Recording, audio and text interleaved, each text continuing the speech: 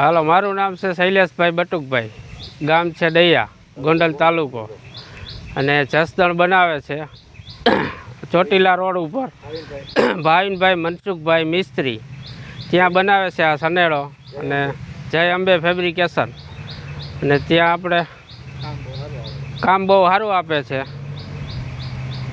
બળદ જેવું કામ આપે? હા, બળદ કરતાં સારું આપે છે, ને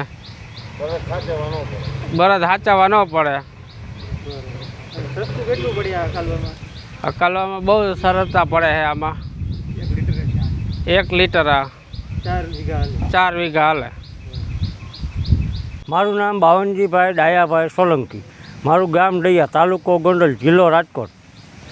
અમે આ જે સનેડો બનાવ્યો છે મોટરસાઇકલ ઉપર, એ જસદણ બનાવ્યો છે ચોટીલા રોડ જય અંબે ફેબ્રિકેશનમાં, અને કામ બળદ કરતાં સારું આપે છે. અને બળદને તો હાંચવવા પડે, નીણ નાખવી પડે, અને આને તો હાંકો તો જ પેટ્રોલ નાખવું પડે. 4 વીઘાએ 1 લીટર પેટ્રોલ જોઈશે એટલું એવરેજ આપે છે, અને કામ સારું આપે છે. આની પાછળ લારી જોડી હોય તો શું શું થઈ શકે? પણ લારી પણ આની પાછળ હાલી શકે છે. લારીમાં શું શું કામ થઈ શકે?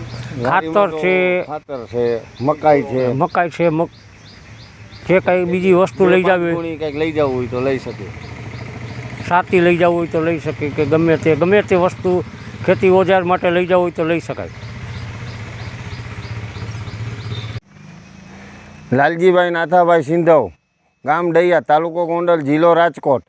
અમારે આ મગફળીમાં, કપાસમાં, બધાય પાકોમાં હાંકવાનું છે.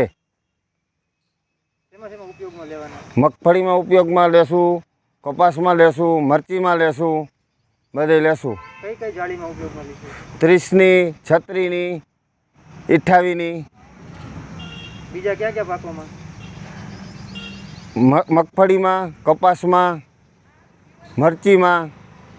મરચીમાં કઈ રીતે હાલે? મરચીમાં અમારે 36નું કરી નાખવું એટલે 2 સાં વચમાં રહી જાય. અને એમાં શું શું સાધનો હાલે? મરચીમાં તો રપટ હાલે, બેલી હાલે,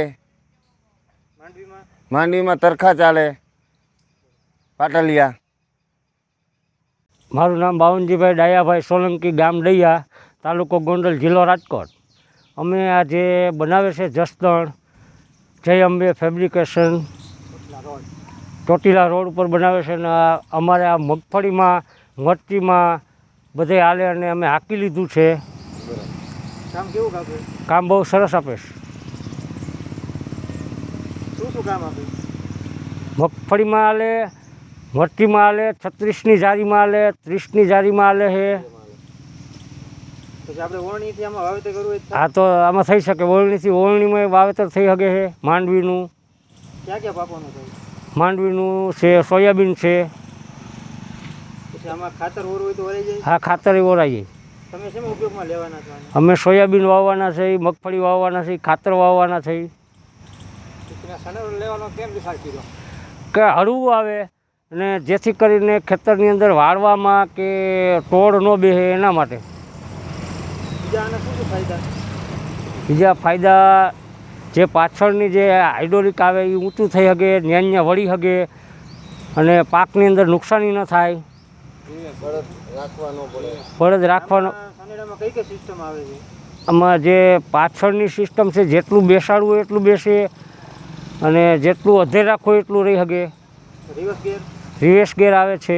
આગળ પાછળ બે બાજુ? આ 2 બાજુ રિવર્સ ગિયર આવે છે.